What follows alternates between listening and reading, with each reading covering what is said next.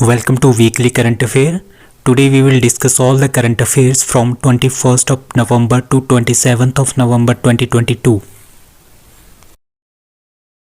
The question is, which state tops the medal tally in the second Northeast Olympic Games? That is B. Manipur. तो north east Olympic games जो है वो कहाँ पे हो रही थी? वो इस बार मेघालय में हो रही थी. ठीक है. तो जो फर्स्ट नॉर्थ ईस्ट गेम हुई थी वो हुई थी मणिपुर में. ठीक है. और जो सेकंड हुई है वो कहाँ पे हुई है? मेघालय में. तो आपने याद रखना है, दूसरा एडिशन था इसका. और इसमें जो टॉप टीम रही है वो रही है मणिपुर की. मणिपुर ने टोटल इसमें कितने जीते हैं? 237 मेडल जीते हैं, जिसमें 85 गोल्ड है, 76 सिल्वर है, 77 ब्रॉन्ज है. और असम दूसरे नंबर पे रहा है. 201 मेडल्स इसमें इन्होंने जीते हैं, 81 गोल्ड, 60 सिल्वर एंड 60 ब्रॉन्ज. और होस्ट कौन है? मेघालय. ठीक है. थर्ड नंबर पे इसमें अरुणाचल प्रदेश रहा था. फोर्थ नंबर पे मेघालय रहा था. तो इसको होस्ट किसने किया है? मेघालय ने. पहला एडिशन मणिपुर ने होस्ट किया था, सेकंड एडिशन मेघालय ने होस्ट किया था. ठीक है. इसमें अराउंड 3000 एथलीटों ने पार्टिसिपेट किया था 18 गेम्स में. ठीक है. और 12 डिफरेंट वेन्यूज़ में, पूरे मेघालय में 12 डिफरेंट वेन्यूज़ थे जहाँ पे ये गेम्स हुई थी. बट फर्स्ट एडिशन में कितनी थी? 12 गेम्स थी. बट सेकंड एडिशन में कितनी थी? इस बार 18 games. So who launched Amar Sarkar portal? Amar Sarkar portal किसने लॉन्च किया है? That is C. त्रिपुरा. तो त्रिपुरा की सरकार ने क्या किया है? अमर सरकार पोर्टल जो है लॉन्च किया गया है. ठीक है. इसका मेन मतलब क्या है? इसका मेन मतलब ये है कि जितनी भी हमारे पास सेंट्रल गवर्नमेंट की स्कीम है और स्टेट की जो स्कीम्स है वो क्या होती है, वो आम लोगों तक पहुंचती नहीं है. ठीक है. आम लोगों तक पहुंचाने के लिए इन्होंने अमर सरकार पोर्टल जो है वो लॉन्च किया है, जहाँ पे इन सेंट्रल और स्टेट की स्पॉन्सर्ड स्कीम जो होती हैं उनके बारे में पूरी जानकारी होगी. किस तरह से आपको लाभ मिलेगा, क्या क्या लाभ मिलेगा, वो सारा का सारा इस पे होगा. तो ये किसने लॉन्च किया है? त्रिपुरा गवर्नमेंट ने. ठीक है. Chief minister of Tripura that is doctor Manik Saha. इसमें टोटल जो ये अमर सरकार है इसमें टोटल कितने होंगे? 78 डिपार्टमेंट्स होंगे, और जिसमें पंचायत को भी इंक्लूड किया गया है. ठीक है. तो ये एक तरह का क्या है? वेब पोर्टल है. और इसमें क्या कर सकते हैं लोग? अपनी क्या कर सकते हैं? प्रॉब्लम्स को, अपनी कंप्लेंट्स को इसके थ्रू जो है सरकार तक पहुंचा सकती है. तो त्रिपुरा की capital that is Agartala. Tripura के चीफ मिनिस्टर मानिक सरकार, और त्रिपुरा के गवर्नर कौन है? Satyadev Narayan Arya. So India's first elephant death audit framework introduced by that is D. Tamil Nadu. So Tamil Nadu ने क्या किया है? इंडिया में पहली बार ये हुआ है कि एलिफेंट की जो डेथ होती है उसका ऑडिट करना, उसको चेक करना कि कितने एलिफेंट मरे हैं और किस वजह से मरे हैं, ताकि आगे जो एलिफेंट की डेथ होगी उनको बचाया जा सके, एलिफेंट्स को. ठीक है. तो तमिलनाडु के फॉरेस्ट डिपार्टमेंट ने ये इंट्रोड्यूस किया है एलिफेंट डेथ ऑडिट फ्रेमवर्क. ठीक है. तो पूरी की पूरी डिटेल होगी, किस तरह से हाथी मरा है, नेचुरल डेथ से मरा है या फिर ह्यूमन के साथ इंटरेक्शन से मरा है, कौन सी डिजीज से मरा है. ठीक है. इस तरह से वो सब क्या होगा? कैलकुलेट होगा. ठीक है. तो तमिलनाडु में ये सबसे पहली बार हो रहा है. तो इंडिया में ये पहली बार हो रहा है death audit framework of elephant in Tamil Nadu. ठीक है. तमिलनाडु की कैपिटल चेन्नई. तमिलनाडु के chief minister very important M.K. Stalin, and Tamil Nadu के governor R.N. Ravi. Who becomes the youngest world number ATP player? Tennis player कौन हमारे पास पहले यंगेस्ट वर्ल्ड नंबर 1 बने हैं? That is Carlos Alcaraz. ठीक है. तो ये यंगेस्ट क्या है? यंगेस्ट वर्ल्ड नंबर है, वर्ल्ड नंबर 1 है टेनिस प्लेयर. ठीक है.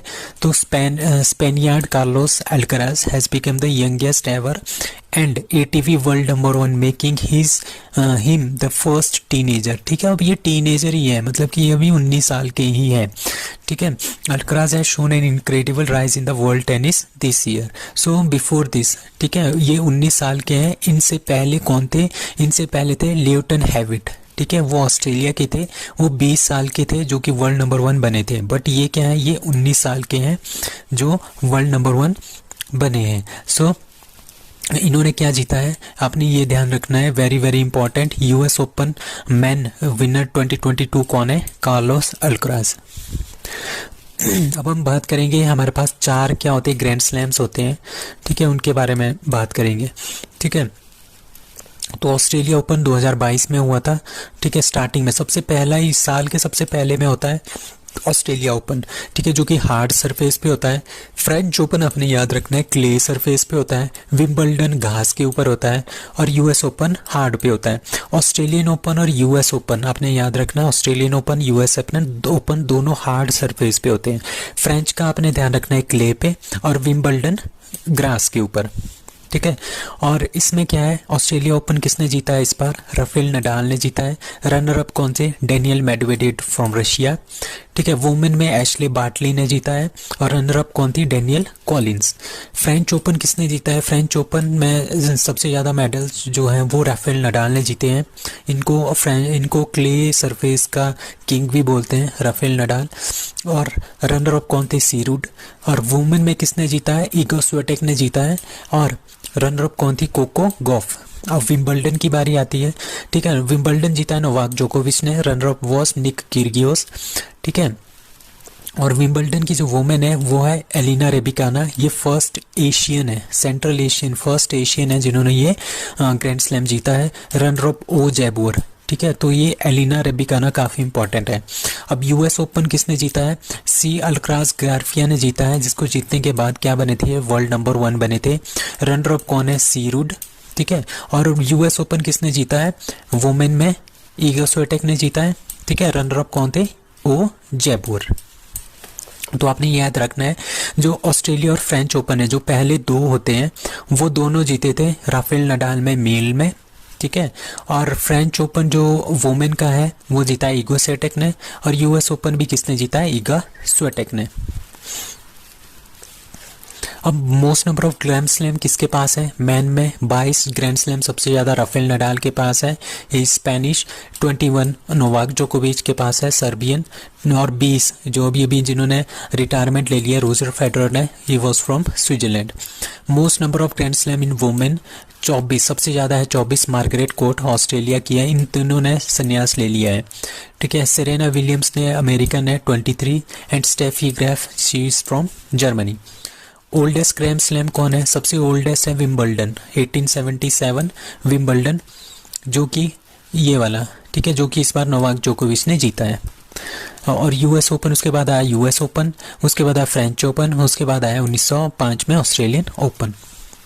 So India is set to unveil young professional schemes with which country? That is C, UK। अभी न्यूज़ चल रही है न्यूज़ पे कि इंडिया और यूके ने क्या कर लिया है, एक साइन अप कर लिया है एग्रीमेंट, ठीक है। साइन अप करेंगे मतलब अभी एग्रीमेंट, ठीक है। उसके अकॉर्डिंगली क्या होगा, 3000 जो डिग्री होल्डर है इंडिया के वो उनको वीज़ा बड़ी आसानी से मिल जाएगा और वो ब्रिटेन जा सकते हैं वहाँ पे रहने के लिए, वहाँ पे काम करने के लिए, ठीक है। तो और इस जो ये वाला MOU है इसमें साइन कब होगा, ये साइन होगा ओपन, ये कब ओपन होगा, ये 2023 में ओपन होगा, ठीक है। कब ओपन होगा, जब यूके के prime minister Rishi Sunak India आएंगे और इंडिया में उनके बीच में एक बायलैटरल मीटिंग होगी, तब जाके इनके बीच में क्या होगा, ये MOU साइन होगा, ठीक है। अभी उन्होंने G20 समिट जो बाली इंडोनेशिया में हुई थी उसी में इसकी जानकारी दी है कि हम 3000 डिग्री होल्डर जो इंडियंस हैं उनको हम इंडिया में इंडियंस हैं उनको क्या करेंगे, उनको यूके के लिए वीज़ा देंगे, यहाँ पे रह सकते हैं, यहाँ पे काम कर सकते हैं। So who became first women soldier sky diver, that is a lance naik Manju. So lance naik Manju एक पहली, ठीक है, इंडिया की पहली वुमेन सोल्जर बनी है जिसने स्काई डाइविंग में अपना हाथ जमाया है, ठीक है। सो मंजू ने क्या किया है, उनको क्या ध्रुव हेलीकॉप्टर के थ्रू 10,000 फीट की ऊंचाई पे लेके गए, ठीक है। और वहाँ से क्या किया उन्होंने, स्काई डाइविंग की, ठीक है, स्काई डाइविंग की। तो ये पहली स्काई डाइवर बन गई है जो हमारी इंडियन आर्मी से है, ठीक है। सोल्जर मतलब इंडियन आर्मी के सोल्जर हैं। तो उसी के अकॉर्डिंगली एक अभिलाषा भी है, अभिलाषा जो है 26 साल की है, Abhilasha Barak, she is from Haryana, had also created history. वो क्या बनी है, by becoming the Indian army's first women combat fighter. तो आपने याद रखना है वो है कॉम्बैट फाइटर कौन है इंडियन आर्मी की फर्स्ट, दैट इज अभिलाषा। और पहली स्काई डाइवर कौन है, lance nayak Manju. Who won excellence in family planning leadership award, excel मतलब कि excellence in family planning leadership award, ये किसने जीता है? ये जीता है इंडिया ने। ठीक है, इसकी जो सबमिट हुआ था, ठीक है, इसका ये जो अवार्ड दिया गया है, ठीक है, कंट्री कैटेगरी में, ये कहाँ पे दिया है? थाईलैंड में दिया है। सो इंडिया पहली बार, ओनली कंट्री, मतलब कि एक ही कंट्री है वर्ल्ड में जिसको को क्या मिला है?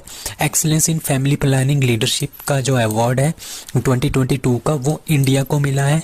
ठीक है, इन द कंट्री कैटेगरी में at the international conference of family planning. ठीक है, international conference of family planning है जो कहाँ पे हुई है? थाईलैंड में हुई है। इसके अकॉर्डिंगली क्या है, इंडिया ने बहुत ही अच्छा काम किया है फैमिली प्लानिंग को लेके। फैमिली प्लानिंग मतलब कि कई लोगों के कितने होते हैं? 4-5 लड़के होते हैं, 4-5 बच्चे होते हैं। ठीक है, उनको जो है उन्होंने, इंडिया ने काफ़ी ज़्यादा कंट्रोल कर लिया। We state government doubles pension of freedom fighters, मतलब कि जो फ्रीडम फाइटर्स हैं उनकी पेंशन किसने डबल की है? That is C Maharashtra.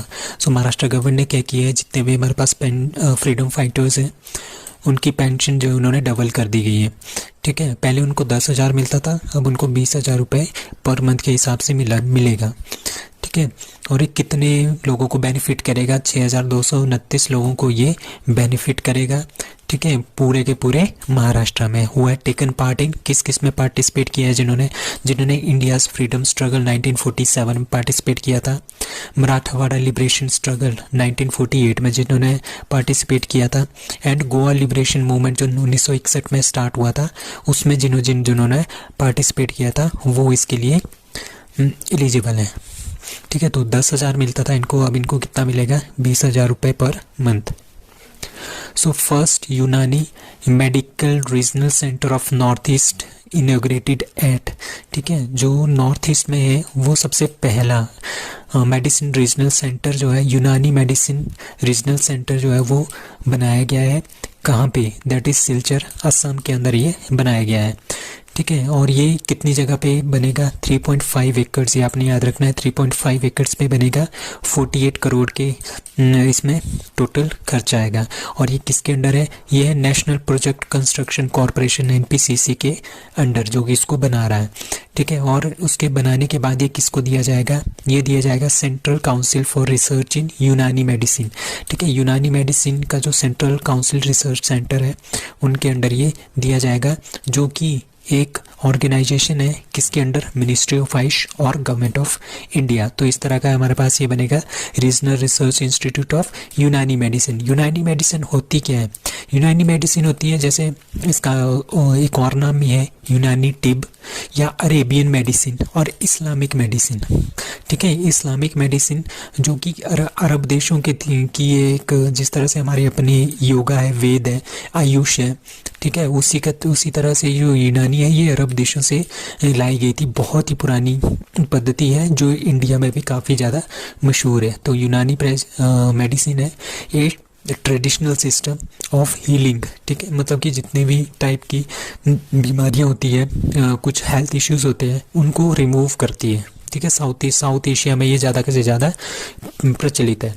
ठीक है, the Unani system of medicine offers treatment of diseases related to all the system and organ. जितने भी हमारे पास सिस्टम्स हैं, जितने भी डिजीजेस हैं, जितने भी ऑर्गन्स हैं ह्यूमन के अंदर, उसको ट्रीट करने का मादा कौन रखता है? यूनानी medicines.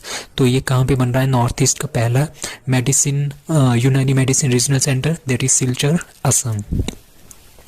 Who has been honored with Gandhi Mandela Award by Himachal Pradesh governor Rajendra Vishwanath लेकर। ठीक है, दैट इज दलाई लामा। सो दलाई लामा को कौन सा अवार्ड मिला है? That is Gandhi Mandela award. ठीक है, गांधी नेल्सन मंडेला जो साउथ अफ्रीका के थे और महात्मा गांधी इंडिया के। ठीक है, तो तिब्बतियन स्पिरिचुअल लीडर, ये 14th लामा है, दलाई लामा है, किसके? बुद्धिस्ट के, जो कि हिमाचल में रहते हैं, धर्मशाला में। इनका नाम है तेंजिंग ग्यात्सो। ठीक है, इनको जो अवार्ड मिला है वो मिला है गांधी मंडेला अवार्ड।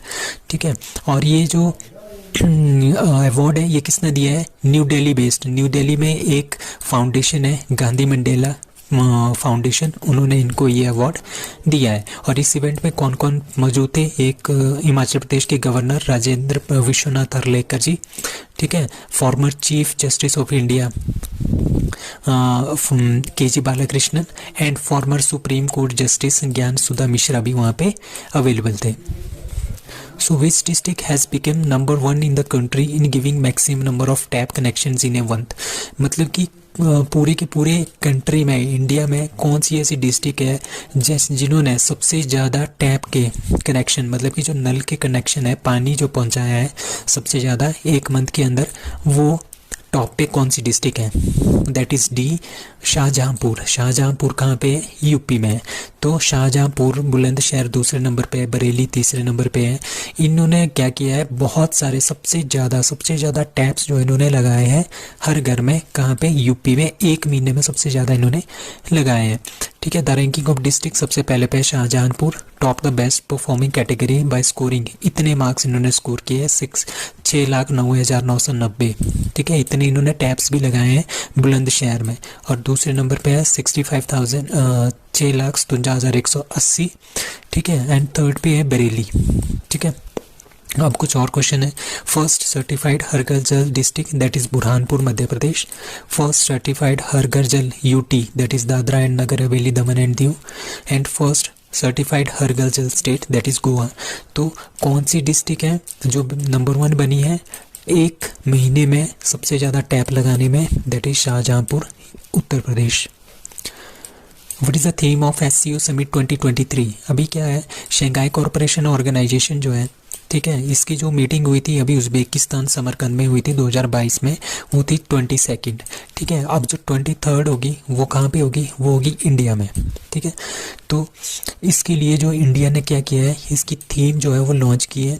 इसकी जो थीम है वो है फॉर अ सिक्योर SCO, ठीक है। तो इस तरह का इन्होंने एक लोगो भी किया है, SCO council of heads of state 2023, ठीक है। सिक्योर SCO, यहाँ पे security, economy, connectivity, unity, respect and environment से रिलेटेड जितने भी इशूज़ हैं ये सारे के सारे क्या होंगे? सॉल्व किए जाएंगे, ठीक है। शंघाई कॉरपोरेशन ऑर्गेनाइजेशन का जो हेडक्वार्टर है that is Beijing, China. Airfest 2022 organised at, that is a Nagpur air force centre में, ठीक है। नागपुर का जो एयरपोर्ट सेंटर है वहाँ पे एयरफेस्ट 2022 जो है वो ऑर्गेनाइज़ किया गया। इसके अकॉर्डिंगली क्या थे, हमारे जितने भी हेलीकॉप्टर्स हैं, लाइट कॉम्बैट हेलीकॉप्टर जो हिंदुस्तान एरोनॉटिक लिमिटेड ने भी बनाए थे, ये वाले हेलीकॉप्टर्स, इन्होंने अपना शक्ति प्रदर्शन किया। इसमें थे कौन कौन से हेलीकॉप्टर थे? सूर्य किरण एरोबेटिक टीम थे, ठीक है। सारंग डिस्प्ले थे, सारंग डिस्प्ले टीम थी, ठीक है। एडवांस लाइट हेलीकॉप्टर्स थे और सूर्य किरण के जो एरोबेटिक टीम थी वो भी वहाँ पे मौजूद थी। उन्होंने बहुत सारे करतब दिखाए आपके हवा के अंदर, ठीक है। तो एयरफेस्ट 2022 कहाँ पे ऑर्गेनाइज हुआ? That is Nagpur, Maharashtra. So network readiness index 2022 India ranked, that is B 61st। तो इंडिया का कौन सा नंबर आया है नेटवर्क रेडीनेस इंडेक्स 2022 में? वो है 61, ठीक है। किस बेस पे ये रैंकिंग होती है? ये जो रैंकिंग होती है ना वो 4 बेसिस पे होती है। हमारे पास टेक्नोलॉजी कितनी है, हमारे पास पीपल किस टाइप के हैं, हमारे पास गवर्नेंस किस टाइप की है, और उन सब चीज़ों का टेक्नोलॉजी, गवर्नेंस और पीपल का इम्पैक्ट कितना पड़ रहा है, ठीक है। ये सारे के सारे एरिया को एनालाइज किया जाता है, उसके बेस पे कंट्री की रैंकिंग की जाती है। तो यूनाइटेड स्टेट इसमें पहले नंबर पे है, ठीक है, 80.3 इनका स्कोर है। सिंगापुर दूसरे नंबर पे है, 79.35 इसका स्कोर है। स्वीडन थर्ड नंबर पे है, ठीक है। तो सिंगापुर एशिया पैसिफिक में सबसे पहले नंबर पे है और इंडिया का नंबर है इसमें 61st, ठीक है। और इंडिया की जो मार्क्स है दैट इज़ 51.19। और ये प्रिपेयर कौन करता है? यूनाइटेड स्टेट की एक इंस्टीट्यूट है, उसका नाम है पर्टुलैंस इंस्टीट्यूट, जो इसको लॉन्च करता है। Formula 1 racing, who wins Abu Dhabi F1 grand prix, ठीक है। अबू धाबी का जो ग्रैंड पिक्स है वो किसने जीता है? तो आप सीधे के सीधे आंखें बंद लगा के ये कर सकते हो, red bull max वेस्टर्पन।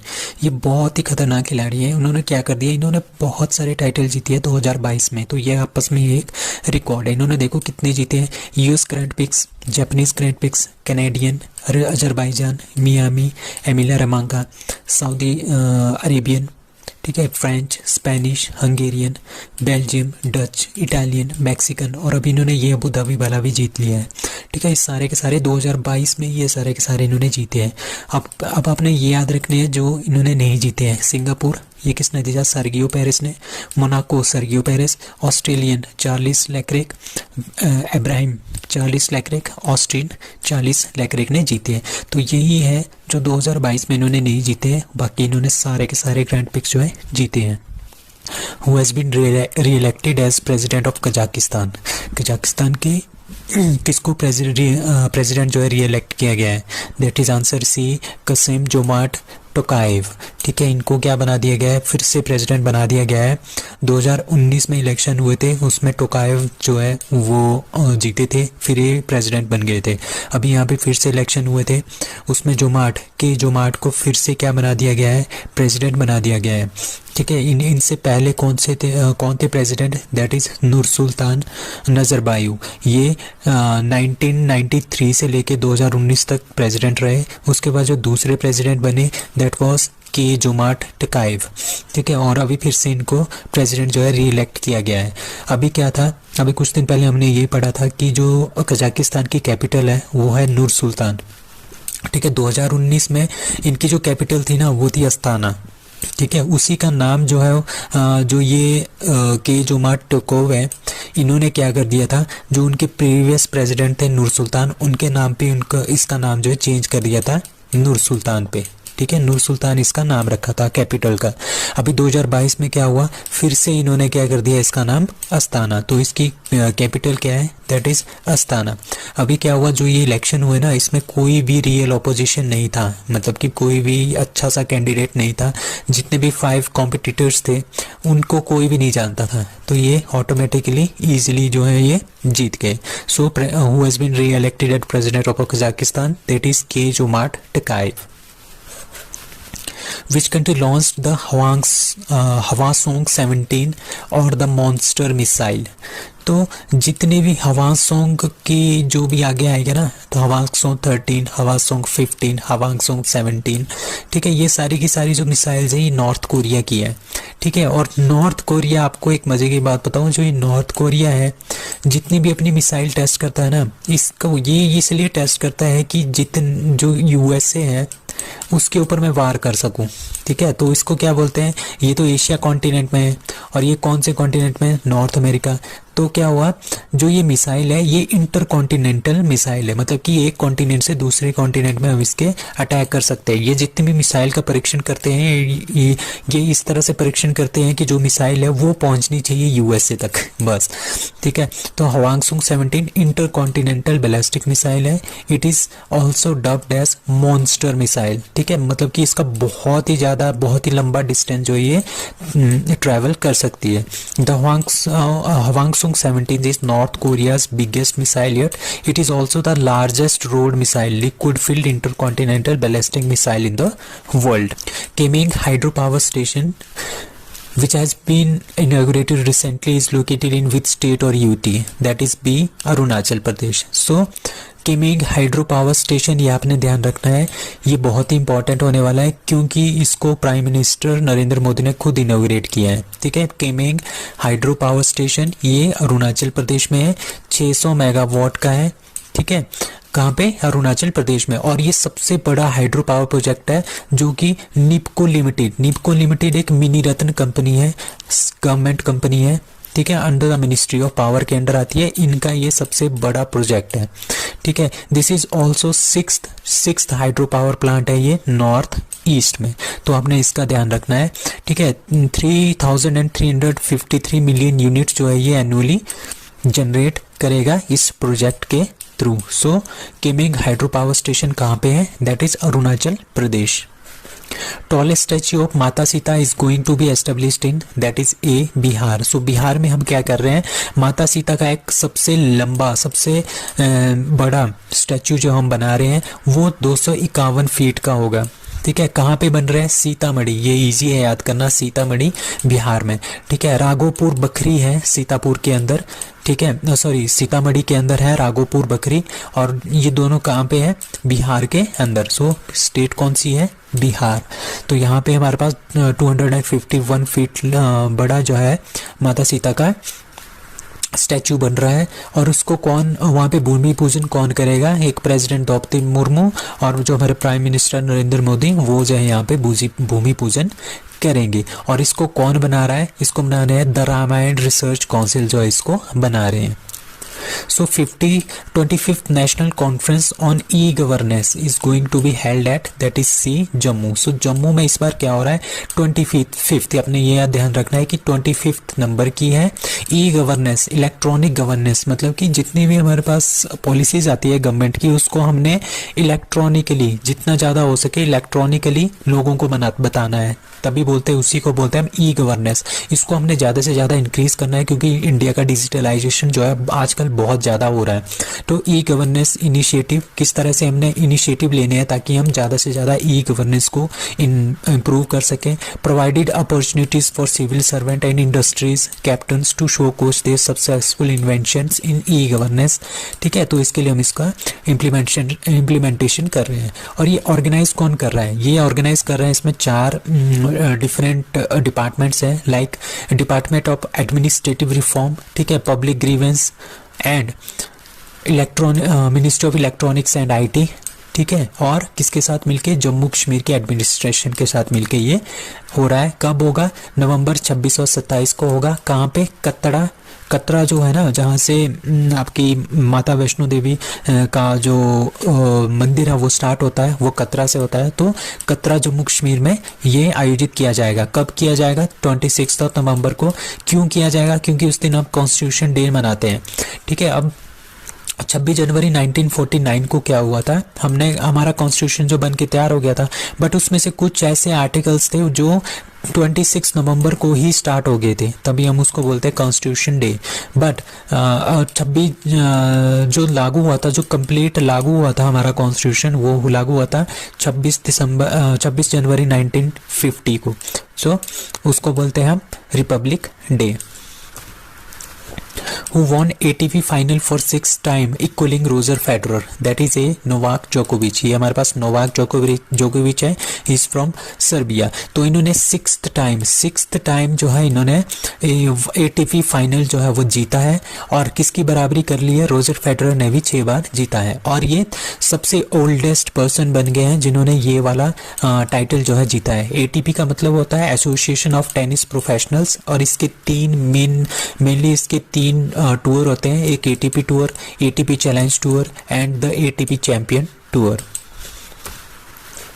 Who wins 2022 JCV prize for literature, JCV prize for literature 2022 का किसने जीता है, that is Khalid Javed. So Khalid Javed ने क्या जीता है, JCV प्राइज फॉर लिटरेचर। ठीक है, और खालिद जावेद क्या है, ये उर्दू के राइटर हैं। इन्होंने द पैराडाइज ऑफ फूड, ठीक है, ये वाली बुक लिखी थी। ठीक है, और इसको ट्रांसलेट किया था बरन फारूकी ने फ्रॉम उर्दू। ठीक है, बरुण फाकी ने उर्दू से इसको, उर्दू में किसने लिखा था, खालिद जावेद ने। ठीक है, और उर्दू से इसको ट्रांसलेटेड किसने किया था, दैट इज बरन फारूकी ने, द पैराडाइज ऑफ फूड। ठीक है, उसका जो उर्दू नाम है ये है नेमत खाना, ये 2014 में लिखी गई थी। ठीक है, इसमें द पैराडाइज ऑफ फूड या नेमत खाना, इसमें ये बताया हुआ है कि एक मिडिल क्लास मुस्लिम फैमिली है, वो किस तरह से अपने 50 ईयर गुजारते हैं, किस तरह के स्ट्रगल करते हैं, क्या क्या डिफिकल्टीज फेस करते हैं, तो इसके बारे में ये सब कुछ बताया हुआ है। Who launched 53 hours challenge, that is C Anurag Thakur. So 53 hours जो चैलेंज है वो अनुराग ठाकुर ने लॉन्च किया है। कहाँ पे लॉन्च किया है, जो 53rd इंटरनेशनल फिल्म फेस्टिवल जो इंडिया में हो रहा है, ठीक है, उसमें जो इन्होंने ये 53 आवर चैलेंज जो वो लॉन्च किया है। इसका मतलब क्या है, 53 आवर चैलेंज का मतलब ये है कि इसमें हम 75 क्रिएटिव माइंड्स लेंगे। ठीक है, वो क्या करेंगे, एक शॉर्ट फिल्म बनाएंगे, किसके ऊपर, इंडिया एट द 800, मतलब कि इंडिया 100 सालों में, आज़ादी के 100 सालों के बाद कहाँ पे पहुँचेगा। ठीक है, क्या आइडिया है इंडिया का। ठीक है, तो वो जो शॉर्ट फिल्म होगी वो 53 आवर्स की शॉर्ट फिल्म्स बनाएंगे। ठीक है, और ये कौन पावर करेगा, that is national film development corporation, इसको कोलैबोरेट करेगा with the help of short TV के साथ। So 53 hour challenge is started by Anurag Thakur. Uttar Pradesh chief minister जो है योगी आदित्यनाथ, उन्होंने इनेगुरेट किया है UNESCO India Africa hackathon 2022 at that is greater Noida. So greater Noida में उन्होंने कहाँ पे किया है, गौतम बुद्धा जो यूनिवर्सिटी है ग्रेटर नोएडा में, वहाँ पे इन्होंने यूनेस्को की इंडिया और अफ्रीका का हैकाथॉन 2022 जो है उन्होंने लॉन्च किया है। हैकाथॉन का मतलब क्या होता है? हैकाथॉन का मतलब होता है कोडिंग। कोडिंग कहाँ पे यूज़ होती है? जो सॉफ्टवेयर्स होते हैं उसमें कोडिंग यूज़ होती है। अगर हमने किसी सॉफ्टवेयर्स को बहुत अच्छा करना है, बहुत अच्छे से काम करना है, मतलब कि आजकल बहुत सारे चीज़ें आ गई हैं, उसको ऑटोमेटिक बनाना है तो उसमें कोडिंग करनी पड़ती है, उसको बोलते हैं हम हैकाथॉन। ठीक है, it is organised by union ministry of education and students. इसमें 22 अफ्रीकन कंट्रीज जो है पार्टिसिपेट करेंगी, तभी इसको इंडिया अफ्रीका जो है हैकाथॉन बोल रहे हैं। ठीक है, इसमें 603 स्टूडेंट जो है पार्टिसिपेट कर रहे हैं। ठीक है, और कोडिंग कितनी टाइम तक होगी? 36 आवर्स तक नॉन स्टॉप इसमें कोडिंग होगी। और किस बेस पे? मतलब कि सोल्यूशन बेस्ड। ठीक है, सोल्यूशन बेस्ड टेक्नोलॉजी और कोडिंग होगी। किसके क्षेत्र में? एजुकेशन के क्षेत्र में हम किस तरह से एनहांसमेंट कर सकते हैं, एग्रीकल्चर के क्षेत्र में किस तरह से एनहांसमेंट करते हैं, हेल्थ और एनर्जी के क्षेत्र में कैसे एनहांसमेंट करते हैं, ड्रिंकिंग वाटर और कुछ और प्रॉब्लम्स हैं उनके क्षेत्र में हम किस तरह से क्या कर सकते हैं, बेटरमेंट कर सकते हैं with the help of coding. So UNESCO India Africa hackathon 2022 कहाँ पे हो रहा है? Gautam Buddha university greater Noida Uttar Pradesh. Who has been elected as the member of International Committee for Weight and Measures। ठीक है, इंटरनेशनल कमेटी है किसके लिए? वेट और मेजर्स के लिए। उसका जो मेंबर है he has been elected that is Venugopal Ajanta, उनको क्या कर दिया गया है? इसका मेंबर बनाया है। ठीक है, वेणुगोपाल अजंता कौन है? ये डायरेक्टर है कहाँ के? CSIR national physical laboratory Delhi में नेशनल फिजिकल लेबोरेटरी है CSIR की, उसके ये डायरेक्टर हैं। उनको क्या बना दिया गया है? मेंबर बना दिया गया है international committee for wait and measurement के। Who has been honored with Jaipur foot USA first global humanitarian award. ठीक है, USA ने सबसे पहला जयपुर फुट USA का ये सबसे पहला ग्लोबल ह्यूमैनिटेरियन अवार्ड है, वो किसको दिया गया? दैट इज इंडियन दानिश मंजूर भट्ट। ठीक है, दानिश मंजूर भट्ट कहाँ के हैं? ये है कश्मीर वैली इंडिया के। ठीक है, उनको ये अवार्ड जो है USA ने दिया है कहाँ पे? न्यूयॉर्क में। क्यों दिया है? क्योंकि इन्होंने क्या किया? बहुत सारे हेल्प किए हैं कोविड-19 पैंडेमिक के टाइम में इंडिया के लिए। लाइक बेंगलुरु हिल्स हैशटैग इन्होंने चलाया था, बेंगलुरु हिल्स सबका ऑक्सीमीटर। ठीक है, इन्होंने बहुत ही ज़्यादा मोमेंटम हेल्प किया था और उन्होंने बहुत सारे कोविड पेशेंट्स की एंड उनकी फैमिली की हेल्प की थी, ऑक्सीजन दे के, उनको बेड प्रोवाइड करके। तो इस तरह से इन्होंने बहुत ज़्यादा जो है इनकी हेल्प की थी, जिसके लिए इनको क्या मिला है? USA का पहला global humanitarian award that is Danish मंजूर Bhatt. So 13th bilateral naval exercise Naseem Al Bahar 2022 is organised between India and. अभी मैंने कुछ दिन पहले आपको बताया था कि जहाँ पे भी अल नाम आ जाए तो वहाँ पे आपने करना है इंडिया एंड ओमान। ठीक है, इंडिया और ओमान के बीच में जितनी भी अल वाली एक्सरसाइजेज हैं वो इंडिया और ओमान के बीच में है। तो ये 13 बायलेटरल नेवल एक्सरसाइज जो है हुई है, ये 2 फेजेस में हुई है। एक हार्बर फेज हुआ है, एक सी फेज हुआ है। ठीक है, इसमें जो इंडिया की तरफ से पार्टिसिपेट किया है frigate Trikand and offshore patrol vessel Sumitra ने इसमें पार्टिसिपेट किया है। और इसके जो इंटरनल हेलीकॉप्टर्स हैं उन्होंने भी इसमें पार्टिसिपेट किया है। Maritime patrol aircraft, Dornier aircraft and इन सब ने इसमें क्या है? पार्टिसिपेट किया है। अब ओमान की बात करें, capital that is Muscat, Oman की currency that is Omani rial. Which state has the highest install grid interactive renewable power capacity in India? ठीक है, अब अगर आपको ये क्वेश्चन आए कि जो सोलर एनर्जी बेस्ड है वो सबसे ज़्यादा एनर्जी कहाँ पे बनती है? That is Rajasthan. 10 गीगावाट से भी इन्होंने क्रॉस कर लिया है। ठीक है, एनर्जी सोलर सिस्टम से बनाने के लिए। बट अगर हम बात करें, जैसे हमारे पास एक कंबाइन है, सोलर सिस्टम भी है, ठीक है, और एयर सिस्टम भी है। ठीक है, एयर से भी हम बिजली बना रहे हैं। तो इस तरह के जो कंबाइंड, ठीक है, इंटरएक्टिव ग्रिड इसी को बोलते हैं, combination of both air and sun. ठीक है, इनकी जो सबसे ज़्यादा कैपेसिटी है वो किस स्टेट में है? That is C Karnataka. तो कर्नाटका इसमें सबसे पहले नंबर पे है, उसमें 15,462 मेगावाट के जो है प्रोजेक्ट चल रहे हैं। तमिलनाडु में 15,225 मेगावाट के, गुजरात में 13,153 मेगावाट के, महाराष्ट्र में 10,267 मेगावाट के, और 5th नंबर इसमें राजस्थान का है। तो पहले नंबर पे क्या है, that is Karnataka. So which Indian command conducts integrated fire power exercise in Rajasthan. So Rajasthan में एक फायर पावर एक्सरसाइज हुई है, इंटीग्रेटेड फायर पावर एक्सरसाइज हुई है राजस्थान में, जिसने हमने बहुत सारे टैंक्स भी यूज़ किए हैं। तो ये इंडियन आर्मी ने इंट्रोड्यूस किया है, ठीक है। तो वो कौन सी कमांड थी, that is south western command. ये आपने ध्यान रखना है, वेरी वेरी इंपॉर्टेंट क्वेश्चन। और उस एक्सरसाइज का नाम क्या था, शत्रुनाश। शत्रुनाश उस एक्सरसाइज का नाम था, ठीक है। ये आपने याद रखना है। शत्रुनाश किसने एक्सरसाइज की थी, south western command of Indian army. क्या है ये, इंटीग्रेटेड फायर पावर एक्सरसाइज है, और कहाँ पे हुई है, दैट इज राजस्थान में ये हुई है। So, which country is going to take over the chairmanship of global partnership on artificial intelligence from France? अब ग्लोबल पार्टनरशिप है हमारे पास आर्टिफिशियल इंटेलिजेंस की, उसकी जो चेयरमैनशिप है ना आजकल, वो है फ्रांस के पास, ठीक है। अभी क्या हुआ, अभी एक वोटिंग हुई, ठीक है। उसमें क्या हुआ, उसमें इंडिया को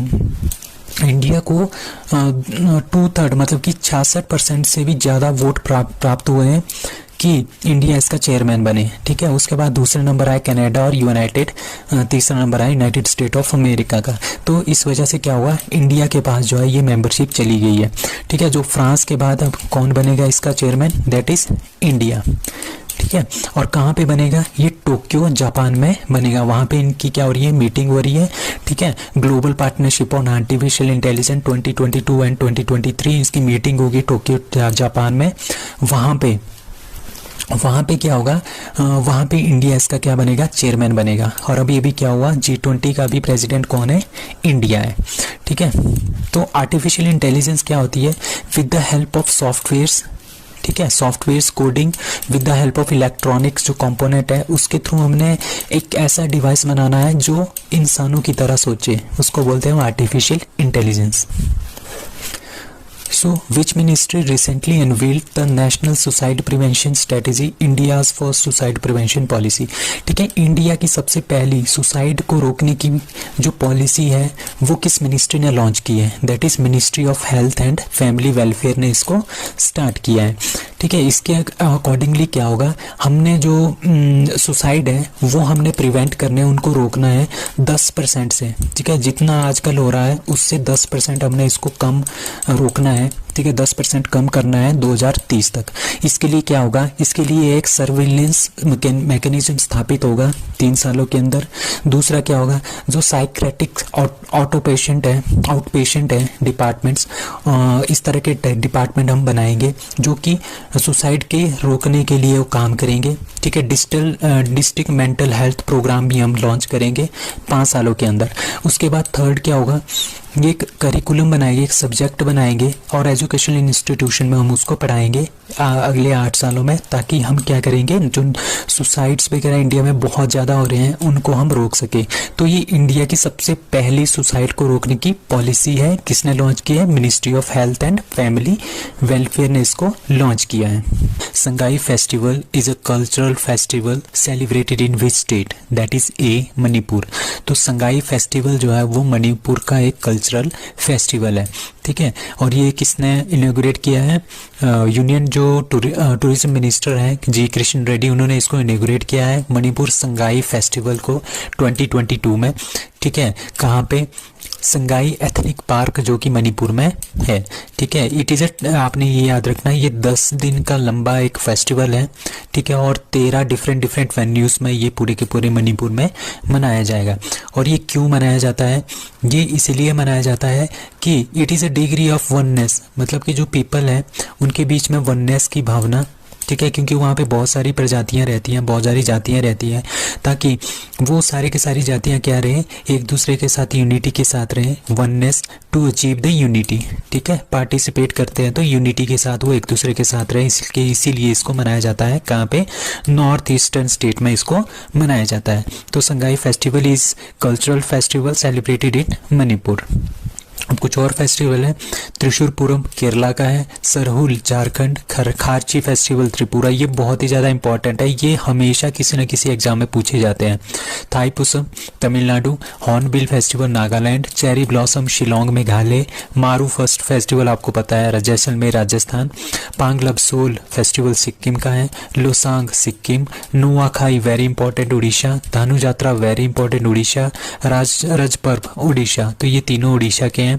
अब तेलंगाना के दो हैं, बुनालू एंड बतुकम्पा तेलंगाना के हैं, Hemis Ladakh, tulip J and K, Dachigam J and K, Losar festival is of Ladakh. So which Indian was conferred the UNEP Champion of the Earth Award 2022? United Nation environment programme, इसका जो हेडक्वार्टर है वो है नैरोबी केन्या में, ठीक है। और ये चैंपियन ऑफ अर्थ अवार्ड जो है इस बार किसको मिला है, दैट इज पूर्णिमा देवी बर्मन को ये मिला है, ठीक है। ये कहाँ की है, ये असम की है, वाइल्ड लाइफ बायोलॉजिस्ट है, ठीक है।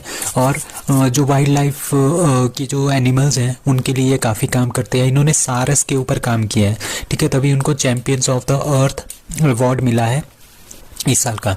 It is presented by the United Nation environment programme, जिसका हेडक्वार्टर नैरोबी केन्या में है, ठीक है। उनको क्यों मिला है, इनको ये किस कैटेगरी में मिला है, एंटरप्रेन्योरल विजन कैटेगरी में इनको ये मिला है, ठीक है। इन्होंने किसके लिए काम किया है, इन्होंने ग्रेटर एडजस्टेंट स्टॉर्क मतलब कि जो सारस होता है उसके लिए उन्होंने बहुत ज़्यादा काम किया है, ठीक है। उनका नाम है हेरगिला, ठीक है। कहाँ पे काम किया है, आसाम में काम किया है, तो उसके लिए इनको ये क्या मिला है, चैंपियंस ऑफ अर्थ अवार्ड 2022 मिला है। अब कुछ और अवार्ड है, इंटरनेशनल बुकर अवार्ड किसको मिला है, Geetanjali Shree tomb of sand के लिए, 56 Jnanpith award Nilamani Phookan, 57 Jnanpith award Damodar Mauzo. Who is the author of the light we carry, Michelle Obama, tomb of sand Geetanjali Shree, international Booker award 2021 में इसको मिला है। McMahon line a century discord by J Singh, और किसने इसको इनवील किया है, गवर्नर ऑफ ये कौन है, ये है governor of x governor of Arunachal Pradesh. Not just a night watchman, ये किसकी बुक है, जो हमारे पास एक्स CAG है इंडिया के विनोद राय उनकी है। अष्टांग योगा, ये डॉक्टर सोनू फोगट की है। अब कुछ और अवार्ड्स हैं, like national film awards 2020, best actor Ajay Devgan और सूर्या को मिला है, best movie Soorarai Pottru, best actress Aparna Balamurali. और ऑस्कर अवार्ड किसको मिला है, best actor Will Smith, best actress Jessica Chastain, और बेस्ट मूवी कौन है, CODA. Who launches India's first centre of excellence for green port and shipping at, ठीक है, किसने इसको लॉन्च किया है, मतलब जो एक्सीलेंस है किसके लिए, ग्रीन पोर्ट एंड शिपिंग, मतलब कि जो पोर्ट्स हैं हमारे जितने भी पोर्ट्स हैं, ठीक है, जैसे माडला का पोर्ट हो गया, कोलकाता का पोर्ट हो गया, चेन्नई का पोर्ट हो गया, JNPT मुंबई का पोर्ट हो गया, तो इस तरह के क्या हो गए, इन पोर्ट को क्या बनाना है, इसमें जो पावर्स आ रही है उसको हमने कम्प्लीटली ग्रीन बनाना है। ग्रीन मतलब कि सोलर बेस्ड या फिर एयर बेस्ड, ठीक है, उसके ऊपर बनाना है। तो ये जो फर्स्ट सेंटर ऑफ एक्सलेंस है ये किसने इनॉग्रेट किया है, दैट इज सर्बानंदा सोनोवाल ने इसको स्टार्ट किया है, ठीक है। ये कौन है, ये यूनियन मिनिस्टर है पोर्ट शिपिंग एंड वाटरवेज के सर्बानंदा सोनोवाल। इन्होंने अनाउंस किया है इंडिया का पहला national centre of excellence for the green port and shipping, ठीक है। इसके लिए जो एनर्जी की जो पावर होगी ना वो ग्रीन पावर होगी, सारा का सारा ग्रीन पावर होगी, ठीक है। कोयला का यहाँ पे बिल्कुल भी यूज नहीं होगा। So Deendayal port authority Kandla, Paradip port authority Paradip, ठीक है, VO Chidambaram port authority Thoothukudi, Cochin shipyard limited Kochi, ये जो है इसमें इसको पार्टिसिपेट करें, इसको सपोर्ट करने हैं, ठीक है। उसको कौन बना रहा है, the energy and resource institute TERI, इसका नाम है टेरी, ये इसको बना रहा है, इसके साथ इसका पार्टनरशिप है। तो इंडिया का जो पहला centre of excellence for green port and shipping है ये किसने बनाया है, ये किसने इनॉग्रेट किया है, सर्बानंद सोनोवाल ने। Who became the champion of the 6th IDCA, IDCA का मतलब क्या है, IDCA है हमारे पास Indian deaf cricket association, T20 national not international, ये नेशनल क्रिकेट चैंपियनशिप 2022 हुई थी, ये किसने जीती है, that is B Haryana, Haryana ने जीती है। और ये कहाँ पे हुई ऑर्गेनाइज, एकलव्य स्टेडियम आगरा में ये लॉन्च हुई है, मतलब कि इसका फाइनल मैच था, हरियाणा और महाराष्ट्र के बीच में फाइनल खेला गया जिसमें हरियाणा ने महाराष्ट्र को हरा दिया था। ठीक है। कोलैबोरेशन किसकी थी इसमें, विल्लू पूनावाला फाउंडेशन की इसमें क्या थी, फाउंडेशन कोलैबोरेशन थी। ये 6th IDCA T20 national cricket championship थी जो हरियाणा ने जीती है। ठीक है। अभी पहली बार deaf T20 world cup cricket हो रहा है 2023 में, वो कहाँ पे होगा, दैट इज हैदराबाद, इंडिया। अब कुछ और क्रिकेट या फिर स्पोर्ट्स से रिलेटेड न्यूज़ हैं, like Sunil Chhetri male AIFF, ठीक है, इंडिया का best player of the year 2021-22 के लिए सुनील छेत्री। इंडिया की best female player that is Manisha Kalyan for football. Santosh trophy 2022 Kerala ने जीती है फुटबॉल में। फीफा वर्ल्ड कप 2022 कतर में स्टार्ट हो गया है। फीफा वर्ल्ड कप 2026 कहाँ पे होगा, नॉर्थ अमेरिका में, मैक्सिको, USA एंड कनाडा में। अंडर 17 फीमेल वर्ल्ड कप कहाँ पे होगा, इंडिया 2022 में होस्ट होगा। ठीक है। बाउचिंग भूटिया स्टेडियम कहाँ पे है, सिक्किम में। Youngest grand master of the world that is Abhimanyu Mishra 13 साल के हैं। ठीक है। फीडे क्या है, FIDE is the international federation of chess. ये कब बना था, पेरिस फ्रांस में बना था 1924 में। हेडक्वार्टर कहाँ है फीडे का, ल्यूसेनी स्विट्जरलैंड में, very important. Chairman of FIDE Arkady Dvorkovich, और वाइस चेयरमैन, ये काफी इंपॉर्टेंट है, वाइस चेयरमैन विश्वनाथ आनंद है इंडिया के। और 75th ग्रैंड मास्टर कौन है, प्रणव वी, वो तमिलनाडु के हैं। और 76 कौन है, प्रणव आनंद, ये इज फ्रॉम बेंगलुरु। अब कुछ और स्पोर्ट्स से रिलेटेड न्यूज़ हैं, लाइक नेशनल स्पोर्ट्स डे 29 अगस्त को होता है, बर्थडे ऑफ मेजर ध्यानचंद। ठीक है। First para badminton academy of India that is Lucknow. Khelo India youth games 2022 Panchkula Haryana में हुई थी, इसका मस्कट धाकड़ है और इसमें पहली स्टेट आई थी हरियाणा, नंबर 1। खेलो इंडिया यूनिवर्सिटी गेम्स 2022 बेंगलुरु में हुआ था, इसका मस्कट है वीरा, और जैन यूनिवर्सिटी इसमें फर्स्ट आई थी। Under 17 FIFA world cup women का 2022 इंडिया में होगा। ठीक है। थॉमस वर्ल्ड कप 2022 किसने जीता है, इंडिया ने जीता है। ये दोनों बैडमिंटन के हैं, ये इंडिया ने जीता है इंडोनेशिया को हरा के। और उबेर कप 2022 किसने जीता है, ये साउथ कोरिया ने जीता है, किसको हरा के, चाइना को हरा के। So Indo Pacific regional dialogue 2022 IPRD 2022 begins in that is India new Delhi. So India new Delhi में ये हो रहा है। ये 3 दिन की एपेक्स लेवल की रीजनल स्ट्रेटेजिक डायलॉग होता है, किसके अंदर, जो इंडियन नेवी के जो हायर ऑफिशियल्स होते हैं उनके बीच होती है।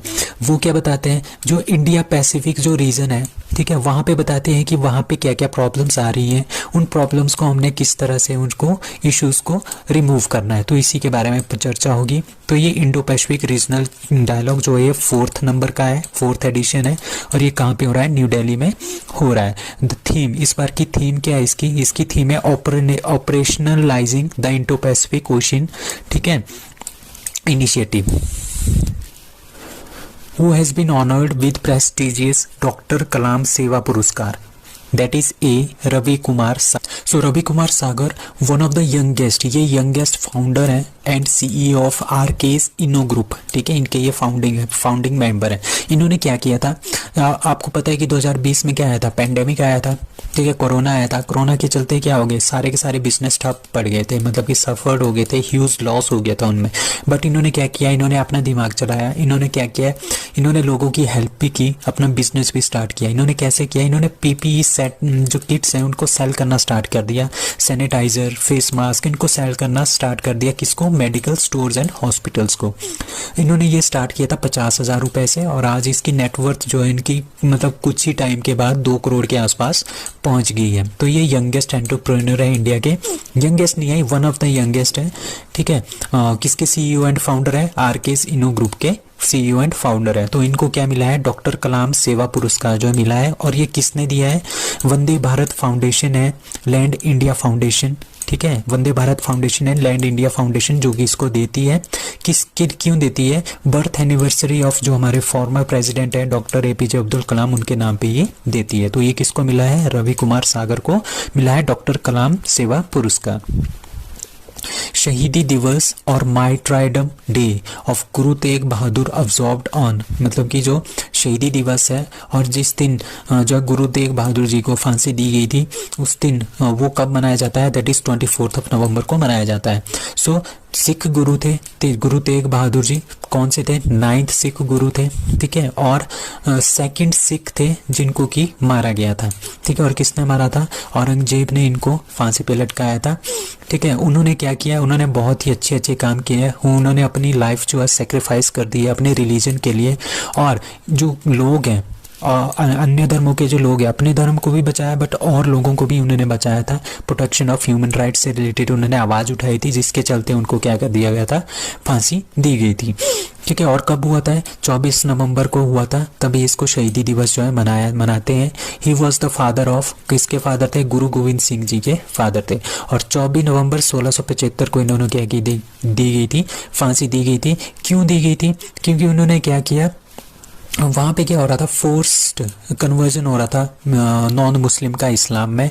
और उसके बाद क्या हो रहा था, जो पीपल थे वहाँ के लोग थे उनके हकों के उनको हक दिलाने के लिए उन्होंने काफ़ी ज़्यादा वो काम किया था, जिसकी वजह से क्या हुआ, इनको फांसी दी गई थी, ठीक है। किसने दिया था, औरंगजेब ने दिया था 1675 में।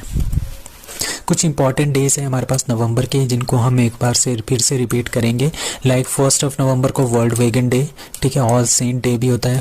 5 नवंबर को वर्ल्ड सुनामी डे। 7 नवंबर को cancer day, national cancer awareness day. 7 नवंबर को इन्फेंट प्रोटेक्शन डे, जो छोटे बच्चे की प्रोटेक्शन का डे मनाया जाता है।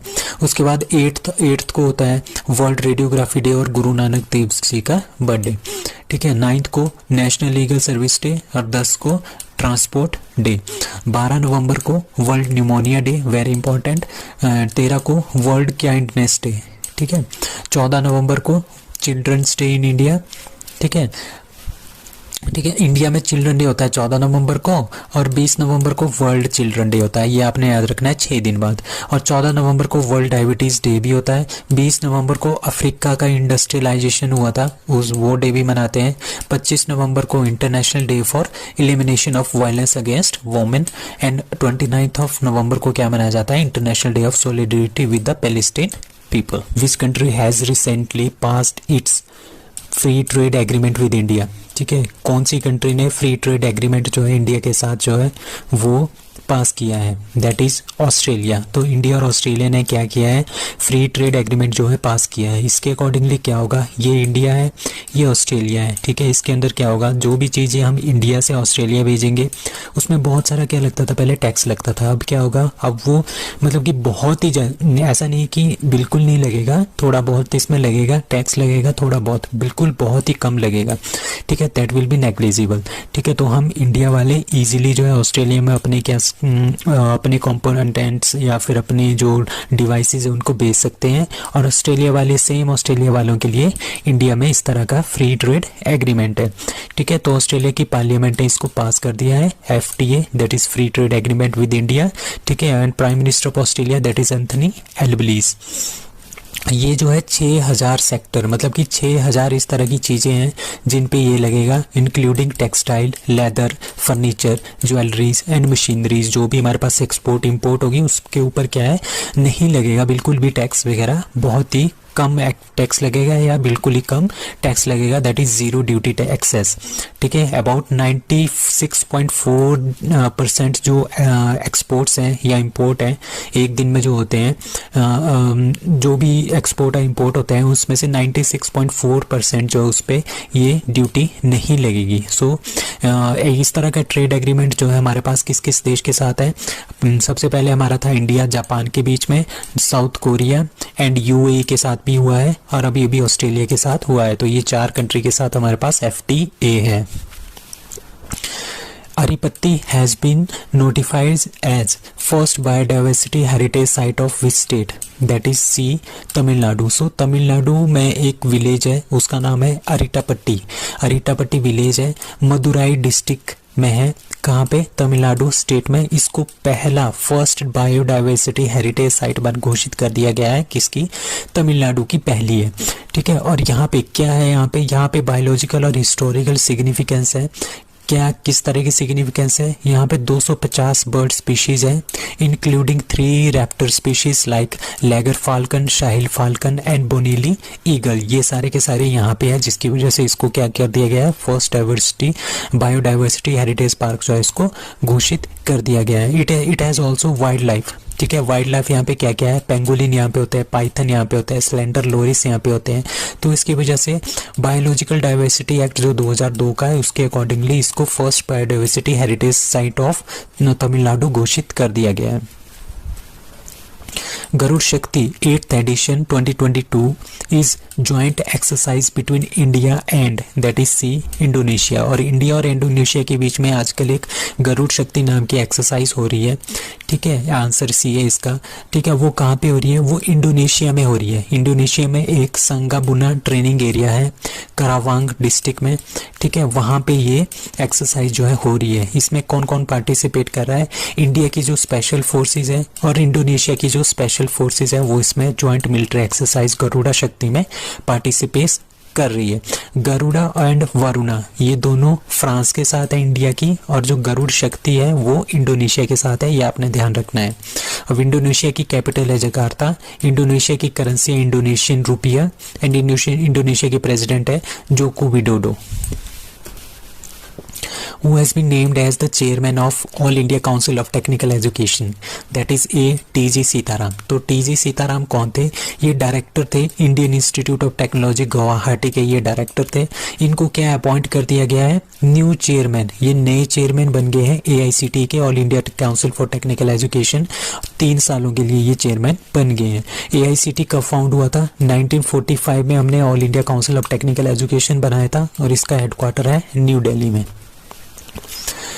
3-day long celebration of 400th birthday anniversary of Home Commander Lachit Borphukan began in that is B Delhi. सो दिल्ली में क्या हुआ, जो एक अहोम साम्राज्य, आपको पता है कि एक आसाम था, ठीक है, आसाम था, तो वहाँ पे क्या था, वहाँ पे अहोम साम्राज्य जो स्थापित किया गया था, ठीक है, जो कि 600 साल पहले था, ठीक है, 600 साल पहले वहाँ पे अहोम साम्राज्य था।